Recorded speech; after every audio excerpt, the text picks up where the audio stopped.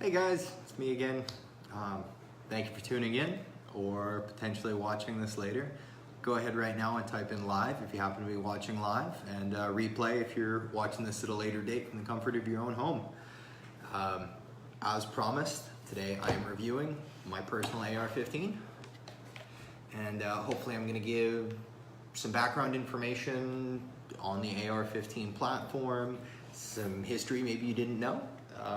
And for someone who might not know firearms at all, hopefully I'll cover some things that I may have missed over our last little review. So one thing I realized I hadn't talked about prior to this, when I was talking about my M1 Garand last week, is you'll hear a lot of numbers that we use for the sizes of bullets and things like that. Those are calibers, and they're basically the width of the cartridge that you're using. So when I'm talking about my AR-15, I'm talking about a 223, which is a little under a quarter inch, 0.223 of an inch. Whereas the M1 I was shooting last week was a 30-06, so it's almost a third of an inch, 0.30. So I actually have both of them here so you can see the difference when I was talking about it. So this little guy right here is a 223. This is what most AR-15s use. Whereas this one right here is the 30-06 that I was using last week. Same stuff. So you can see there's a pretty big difference between the two, which is why when it comes to hunting, most people are going to talk about using something like a 30-06 as opposed to the 223. A lot of states actually don't allow you to use 22 caliber ammunition like this for hunting deer. Florida's a little different. Our deer are a lot smaller, and we have feral pigs, and this is a great option to use for that. If you happen to have seen any of my hunting pictures before, most of the firearms, or most of the pigs that I've taken, I've actually used this specific rifle with. Hi Scott, yep, thank you for providing me those pigs. So now let's start talking about the history of the AR-15, kind of the most infamous firearm. All right, I'll cover metric calibers in just a moment, or metric measurements. I promise I will, because I'm going to go into that here in just a moment. AR-15 is kind of now a platform. It's kind of like saying Band-Aids or Kleenex or something like that. It's about 500 companies that make it. But starting in 1956, Eugene Stoner created the AR-15, the Armalite Model 15 rifle, and submitted it for testing for the U.S. Armed Services. It was rejected in favor of the M14, but actually the Special Forces and the Air Force actually adopted these guns under the name Colt AR-15 in, I think it was 1964, at which point Colt started manufacturing them wholesale. They took over the patents and everything else and became the name of the game when it came to the AR-15 rifle, till about the 70s, 80s, when other companies started getting in on that patent because their patent had expired on them. And at the moment, I believe there's like 500 companies internationally that make these rifles. This one is a Smith & Wesson Model 15, so it's a real budget gun. $500 or so is what these run for on the market. You can get ARs even cheaper than that, and then they go to ridiculously expensive custom pieces into thousands of dollars. This one is the more common carbine models. It's a 16-inch barrel as opposed to a longer 20 or 24-inch. This one has a collapsible stock on it. This is pretty handy. A lot of people think it's a scary feature, but what this does is it allows someone like myself with really, really long arms to put my face where I want it to be next to the scope. If I was really far up here, if I had this tucked in, I would end up giving myself a black eye. However, someone who has arms that aren't the size of orangutan arms would be a lot more comfortable like this. Or if I happen to be wearing something like a heavy coat because I was shooting in the winter and it was further away, I would have the ability to still shoot accurately and shoot comfortably with it. So, not really a crazy scary feature. It's just designed to be more user-friendly. Pistol grip stock, same thing. It's to make this firearm easier to handle, easier to control, and easier to move. So if I'm following an animal, if I'm searching for a target, it's easier for me to control where this rifle is. It makes it much more stable. Because you guys all voted, this is the paint job I did on this rifle, by the way. I hope you like it. I'm pretty proud of it. I didn't get much of it on my hands or my arms. So, again, I was talking about the 223. You will hear another name for this rifle, or sorry, another name for this cartridge, because they're a little different. The military uses what's called the 5.56. So it's nearly identical to this. There's a couple of differences with the pressures and things like that. And some guns that are meant for the 223 Remington, which is the standard hunting target shooting ammo, will not take this 5.56. This rifle is actually designed to take both.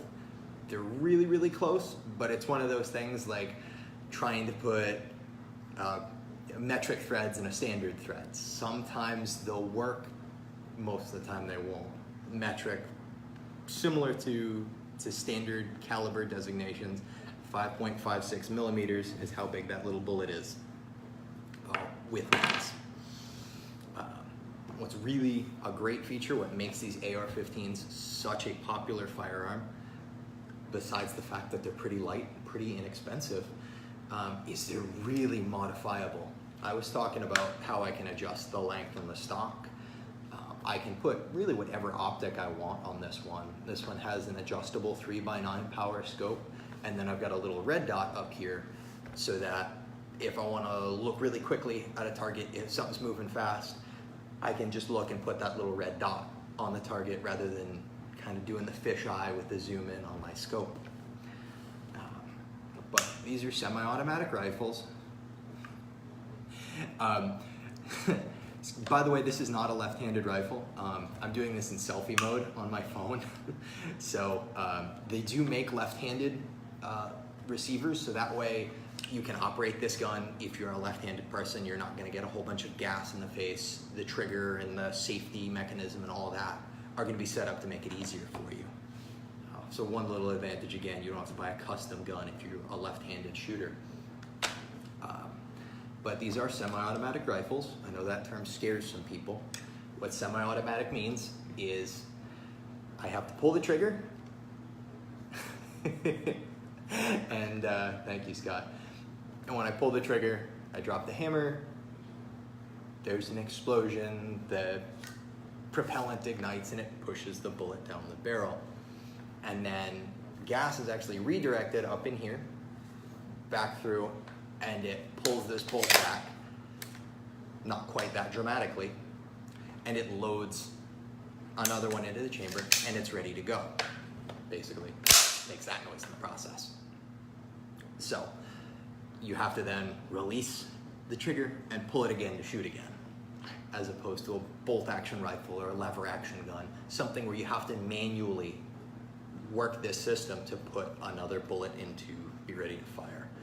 So it's a lot faster than your traditional bolt action rifle, but it also recoils less, because rather than having all of that recoil force being directed back into your shoulder, it's now directed through this system. So it makes it very, very easy to shoot, and it's very, very accurate because it doesn't kick that much. One of the bonuses of these guns. Another one is they are very, very easy to change out the caliber. Like I said, a lot of states don't let you hunt with a 223. However, you can get an upper half of this firearm, an upper receiver, a different barrel, and it will shoot something like a 6.8 cartridge, so a much bigger 6.8 millimeter cartridge, or a 300 blackout, which is a 30 caliber bullet. They make them up into 50 caliber if you want to. They even make a shotgun conversion so you can hunt ducks with your AR-15. And it doesn't require a whole lot of work. You push one pin right back here on the gun, boop. You push another one up here in the front, and the two halves will literally come apart. It would help if I had actually not charged the firearm before I did that. So excuse me for a moment while I dry fire this, if I can. Come on now. a little bit of technical difficulties, and this is what happened.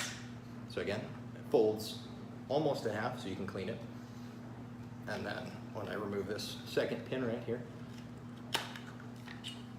the two halves come apart.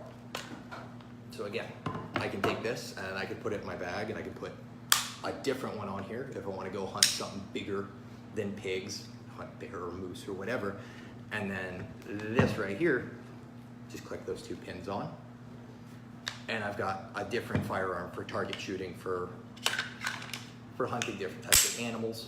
Hopefully that didn't bend anything. But so I'm a big fan of the AR-15, and a whole bunch of Americans are as well. I believe there's something around the mark of like 5 million to 10 million of these in circulation. So there's quite a few of them. There's quite a few people like me who use them for hunting. There's a lot of people who use them for target practice. It is, of course, the choice firearm of quite a few armed services around the world, and police departments as well. For that modularity, it makes it a really easy firearm to equip a whole bunch of people with and train them on.